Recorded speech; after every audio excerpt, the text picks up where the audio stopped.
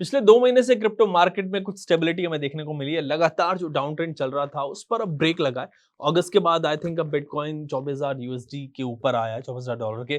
सो 1 डेढ़ साल की जो टेंशन थी, उसको झेलने के बाद अब थोड़ा-सा रिलीफ मिल रहा होगा आपको। इवन दो आई नो कि जिन लोगों ने क्रिप्टो में इन्वेस्ट किया हुआ है, उनका लॉस बहुत ज़्यादा है, पोर्टफोलियो पर बड़ा कट लगा हुआ है। बट एटलीस्ट इस वक़्त तो सभी कुछ थोड़ा ट्रैक पर है एंड आज आपसे इसी पर बात करूँगा। जानेंगे कि 2023 में क्रिप्टो मार्केट में आगे क्या हो सकता है?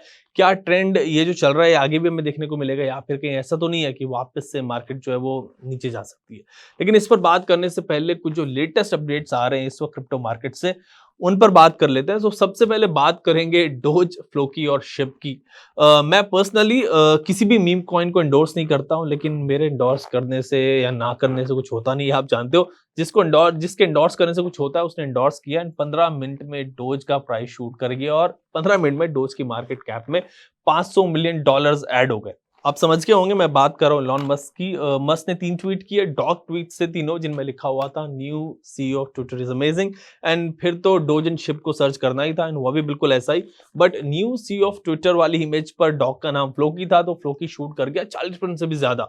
एंड ऐसा पहली बार नहीं हुआ। मस्क के ट्वीट जब भी आते हैं क्रिप्टो पर, डॉग रिलेटेड कॉइन्स पर, तो उनमें सर्ज हमें देखने को मिलता है। मस्क ने अपने फ्लोकी ट्वीट को पिन भी कर दिया, तो उसमें और ज्यादा सर्ज हमें देखने को मिला है। प्रोफाइल पर, ट्विटर प्रोफाइल पर अपने पिन कर दिया। बट मैं फिर भी आपसे ये कहूंगा कि मीम कॉइन्स का कुछ अता पता होता नहीं है। ट्वीट्स पर बढ़ते हैं 50%, तो फिर गिर भी जाते हैं। सो बड़े ध्यान से रहना। ये सोचकर कि मस्क ने अब ट्वीट कर दिया, आगे जाएगा फ्लोकी या डोज, ऐसा सोच के इन्वेस्ट मत करना, एल्स लॉस हो जाएगा। मीम कॉइन्स में इन्वेस्ट करना बड़ा प्रॉब्लमेटिक होता है, अनलेस अनटिल आपको ये पता हो कि भाई मस्क जो है वो आपको फोन करे खुद ही और कहे मैं ट्वीट करने वाला हूं, तब तो कहानी कुछ और है, मेरे को ही बता देना। एल्स जैसे मैंने कहा कि मीम कॉइन्स में इन्वेस्ट करना बड़ा प्रॉब्लमेटिक आपके लिए हो सकता है, याद रखना। एंड ये कोई फाइनेंशियल एडवाइस भी नहीं है, take it as a news. And अब जानते हैं कि 2023 में क्रिप्टो मार्केट आपके लिए कैसी रह सकती है। एक्सपर्ट्स जो है वो क्या प्रेडिक्ट कर रहे हैं। इस वक्त तो सब कुछ स्टेबल है, ये आगे भी स्टेबल रहेगी, ग्रीनरी में ऐसी मार्केट में दिखेगी या फिर कहीं फिर से डंप तो नहीं आ जाएगा। एंड ये जान रहे हैं आज क्रिप्टो एजुकेटर नील कुकरेती से। Hi Neel, welcome to Uncut. Hey, thank you for having me. Neel, पिछले 2 महीनों से क्रिप्टो मार्केट स्टेबल है, एक अच्छा सर्ज हमने देखा है। अब बात अगर आगे की करें तो आगे क्या ट्रेंड देख रहे हो आप? All right. Not financial advice, but according to अगर हम previous cycles देखें बिटकॉइन की, तो 70 to 80% का करेक्शन बिटकॉइन में बहुत कॉमन रहा है। हर बार ऐसे ही होता है। लास्ट टाइम भी हमने देखा था कि जब बिटकॉइन नीचे गया था, 2019 का जो पूरा एरिया था, उसमें बिटकॉइन बहुत कम मूव किया था।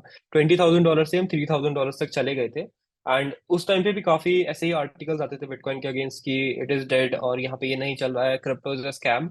तो उस टाइम पे भी ऐसे आर्टिकल आते हैं, तो ये बड़ा कॉमन है। हम देखते हैं कि जब भी कोई चीज नीचे जाती है एंड वो उसके फंडामेंटल्स अगर चेंज होते हैं, तो उसके अगेंस्ट और यहाँ पे आते हैं बहुत सारे आर्टिकल। जैसे अभी हम देख रहे हैं अदानी इंटरप्राइजेस के अगेंस्ट भी काफी आर्टिकल्स वगैरह आ रहे हैं। तो कंपनी कैसी भी हो, आर्टिकल्स से काफी फर्क पड़ जाता है। बट बिटकॉइन के केस में क्या हुआ है कि हमने लूना क्रैश देखा, फिर एफटीएक्स का क्रैश देखा, तो इसके कारण बिटकॉइन का प्राइस एक्सपेक्टेशन से ज्यादा नीचे चला गया। राइट।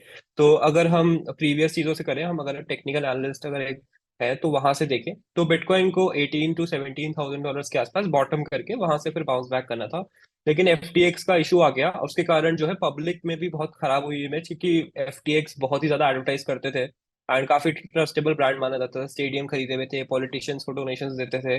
तो इसके कारण बहुत ज्यादा डैमेज हुआ है रेपुटेशन को। एंड हमने रिसेंटली देखा कि चेतन भगत ने भी एक आर्टिकल लिखा था क्रिप्टो के अगेंस्ट। लेकिन जैसे ही आर्टिकल्स आने लग जाते हैं, तो फिर हमें ये देखना चाहिए कि क्या बिटकॉइन के फंडामेंटल्स चेंज हुए हैं। $70,000 पे भी बिटकॉइन का जो पीछे पूरा टेक था वो सेम था, एंड अभी $15,000 पे भी वो सेम ही टेक था। राइट। तो इसका मतलब ये नहीं है कि 70,000 वर्थ है या 15,000 वर्थ है। तो इसका डिमांड उसकी वही रहेगी, फंडामेंटल्स उसके सेम ही है, डेवलपमेंट और ऑप्शन उसमें चल ही रहा है। तो बहुत अच्छा चांस है कि इसका प्राइस जो है वापस बाउंस बैक करेगा। तो that's why we kept buying at around $15,000-16,000। And फिर अब यहाँ पे मार्केट अप आया है, एंड इसका मतलब ये नहीं है कि लगातार ऊपर जाता रहेगा। There can be a lot of setbacks too. अभी हम देख रहे हैं कि जेमिनाई एक्सचेंज की साइड से हमें न्यूज आ रही है, जेनेसिस जेमिनाई का केस चल रहा है, तो वहां पे भी हमें कुछ आउटकम्स देखने को मिल सकते हैं।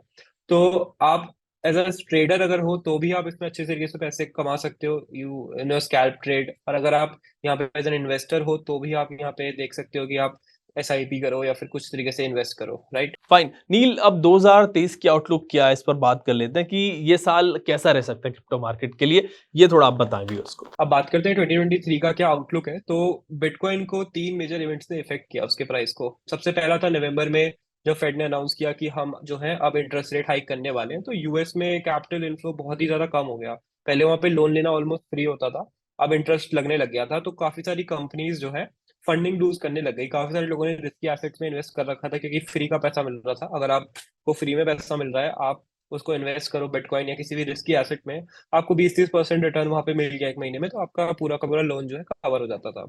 तो अब यहाँ पे लोग इसका फायदा उठा रहे थे, एंड बहुत सारा कैपिटल मार्केट में आ रहा था, जिसके कारण इन्फ्लेशन क्रिएट हो गई, एंड बहुत सारी रैंडम कंपनीज, किसी भी उबर फॉर एनीथिंग जो है वर्क करने लग गया। उसके बाद क्या हुआ कि मार्केट ने करेक्शन लिया जब इंटरेस्ट रेट इंक्रीज होने लग गए, तो उसके कारण टेक स्टॉक्स भी नीचे आ गए। ऐसा नहीं है कि केवल क्रिप्टो नीचे आया, यूएस का पूरा मार्केट बुरी तरीके से ब्लीड किया।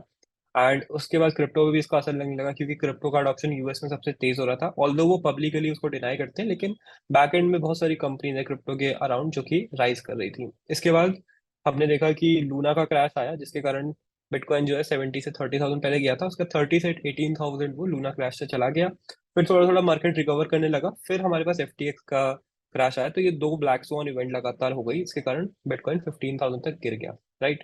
अब हम देख रहे हैं कि 2023 में फेड ने बोला है कि अब हम जो इंटरेस्ट रेट हाइक्स है केवल 2 या 3 और करेंगे, जिसमें से एक ऑलरेडी हो गई है, जिसके कारण इंटरेस्ट रेट हाइक आते ही हमारा प्राइस जो है इंक्रीज होना स्टार्ट हुआ, क्योंकि अभी 2 और बची हैं। उसके बाद इंटरेस्ट रेट हाइक्स या तो रुक जाएंगी या तो कम होना स्टार्ट हो जाएंगी। तो मार्केट पॉजिटिवली रिएक्ट कर रहा है उसके कारण। इंडिया का मार्केट थोड़ा सा आदानी वाले इश्यूज के कारण ब्लीड कर रहा है, लेकिन आउटसाइड ऑफ इंडिया यूएस का मार्केट जो है अच्छे तरीके से रिएक्ट कर रहा है फेड की न्यूज के कारण। एंड 2-3 रेट हाइक्स के बाद अगर जो इंटरेस्ट रेट है वो डिक्रीज होने स्टार्ट हो जाते हैं, तो फिर मार्केट में पैसा वापस आना स्टार्ट करेगा, and people will start investing in bitcoin and जो भी एसेट्स बहुत ज्यादा ब्लीड हुए हैं, क्योंकि जिनके फंडामेंटल सेम रहे हैं, लेकिन कैपिटल क्रंच के कारण उनके प्राइसेस नीचे गए हैं। Finally we hope for the best, we hope for same की 2023 का आउटलुक जो ब्राइट हो, मार्केट में जो सिचुएशन पिछले साल हमने देखी है ऐसा कुछ यहाँ पे ना हो, बल्कि मार्केट आगे चली जाए यार एटलीस्ट। एंड व्यू से आई वुड से कि क्रिप्टो मार्केट से जुड़े सभी लेटेस्ट अपडेट्स मैं आपके लिए लेकर आता रहता हूँ, हमेशा हर दिन या दूसरे वीडियो आती रहती है। सो स्टे इन टच, अपने क्वेश्चंस जो है वो आप लिखना कमेंट सेक्शन में भेज देना, एंड सजेशंस हो तो वो भी आप बताना, उस पर फिर बात करेंगे आगे। फिर मिलता हूँ आपसे मैं नेक्स्ट वीडियो में, तब तक के लिए टेक केयर, कीप वॉचिंग।